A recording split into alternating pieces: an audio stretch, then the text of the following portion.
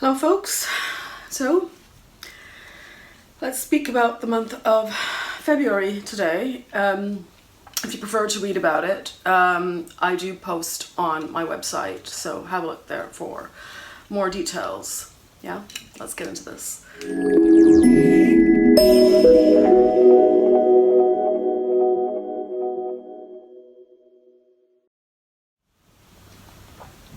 So what is happening in February? Well, we start the month with a new moon.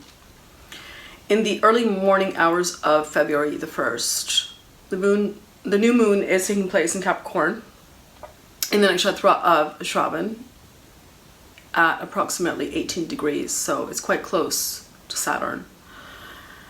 This actually may be a difficult new moon phase due to Saturn's presence and of course the aspect of Rahu also. And as always on a new moon, the moon is completely devoid of light.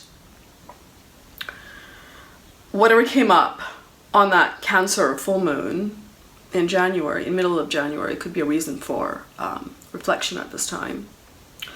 We're also still operating under the Gall Sarp phenomena. So for many people, there may be a feeling of being stuck.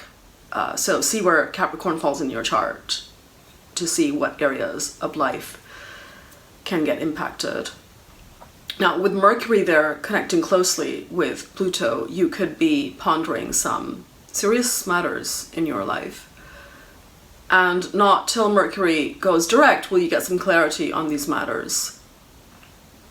But the new moon is flanked between Jupiter and Venus in adjacent signs. Venus is in Sag and Jupiter is in Aquarius.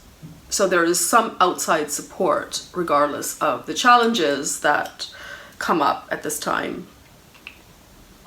But with so much emphasis on Capricorn where Saturn has been transiting, the general mood at this time can be heavy and serious. On February 4th, we see Mercury going direct along with a conjunction of the Sun and Saturn also taking place at this time. Now, whatever concerns you had, and this of course depends on where Capricorn falls in your chart, you can now see a way out. At least you can see a solution. But the problem won't be completely resolved until I think after the March new moon. And this serious heavy tone will continue until April because for the simple reason that there's a lot of concentration in Saturn's signs of Capricorn and Aquarius till then. So see where these two signs fall in your chart to understand where you're going to be impacted. Many people will be facing the sort of issues where you may feel stuck, you may have to surrender for the time being, either because others have the upper hand or there is simply no clear direction in sight.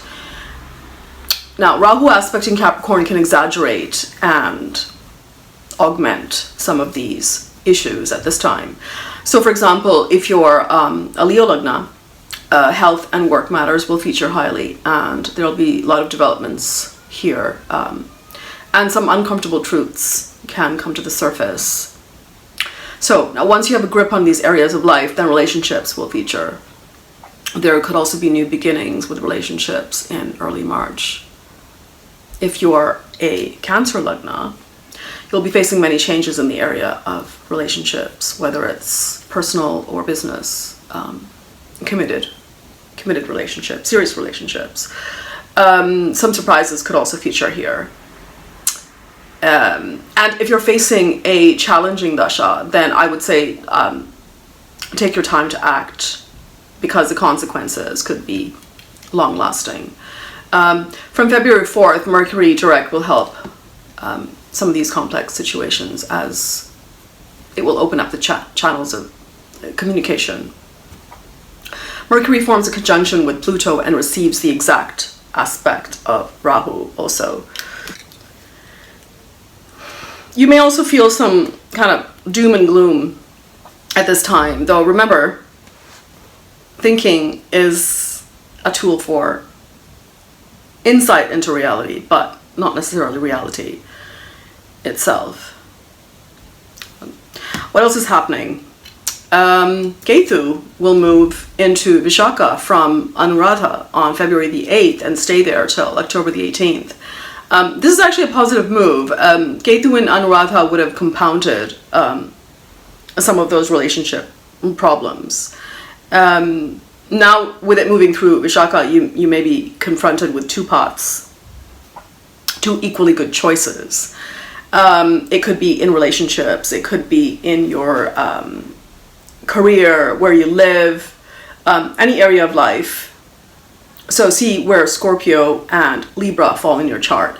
And because it's in Vishaka, it's connecting with that Jupiter also, right? So that area could be impacted where Jupiter is. Now, once again, things will start to lighten up around February 10th when the Gal Sarp Yoga gets broken with a monthly moon transit.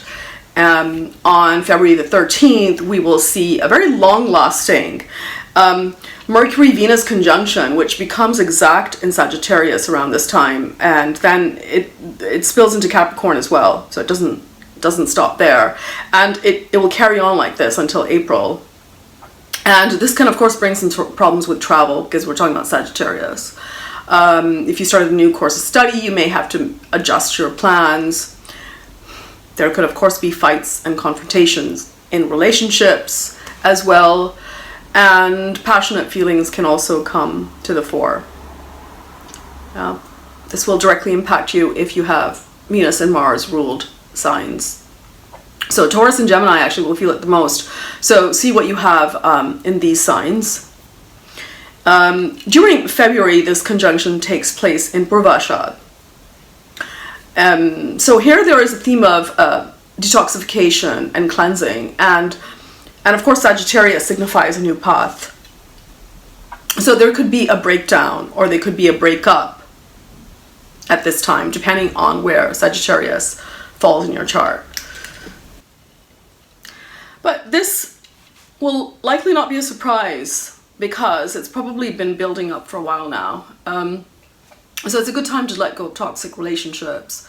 It's a good time to do a detox or a cleanse of any kind.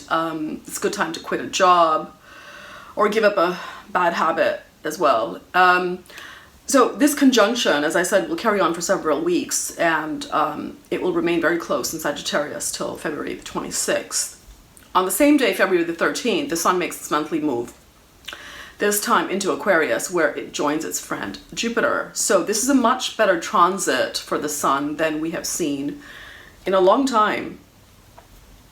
And it will only get better with the Sun's movement into Pisces and Aries. Now it's moved out of the gaze of Rahu, and it's also moved away from the conjunction with Saturn. And the only aspect it receives is from Jupiter.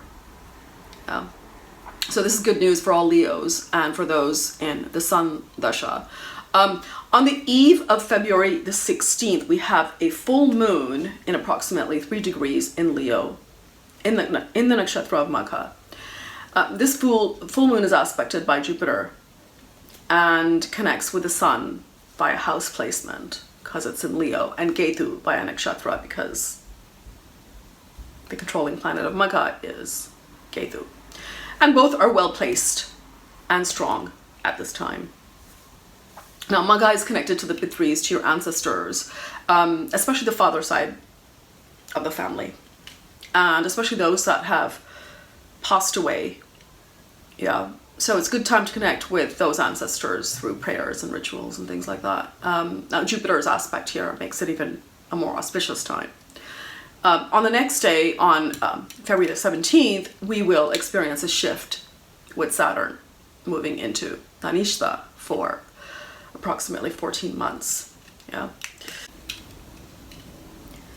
Dhanishta signifies wealth, upward mobility, building higher association through networks. It also symbolizes the drums, sound, basically the rhythm of the universe. So Saturn transiting here reinforces the message of being in tune with others, in tune with nature. And this transit actually can make people more, become more environmentally conscious. So changing our lifestyles, the food we eat, the products we use, and perhaps even adopting alternative lifestyles, and we already see that happening. I've actually made a separate video on this, and I'm going to upload that shortly. Saturn moving here can mean growth through hard work, obstacles, but long-lasting results, being this is a very dignified placement for Saturn. We of course have to pay attention to Mars's ongoing transit to see how this will manifest, since the controlling planet of Dhanishta is Mars, right?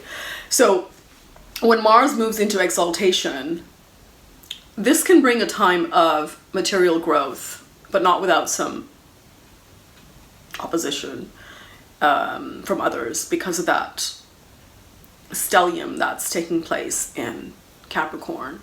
Mars moves into its exaltation sign of Capricorn on February the 26th till April the 7th. A day later, on February the 27th, Venus also moves into Capricorn. So here we have that 5-planet stellium happening. If you count Pluto, it will be 6 planets in Capricorn at this time. This is actually also known as the Sankhya Yog Yoga, where 2 houses contain all the planets. Now, Sankhya essentially shows the separation between spirit and matter. Basically, when the illusions that we live with become more pronounced and apparent to us. This can, of course, create imbalances in your material life.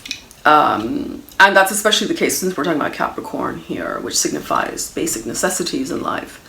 The imbalances can become so difficult to tolerate that one is compelled to seek a spiritual perspective to make sense of all of this. But with Mars and Saturn, both in dignified positions, we can come up with solutions at this time, yeah, and forge ahead. Venus stays in Capricorn from February the 27th till March the 30th. So here, again, we're going to experience the Venus-Pluto conjunction that we did in early December. Except this time it's even more intense because Mars is in the middle, heating things up. And the moon is also close by.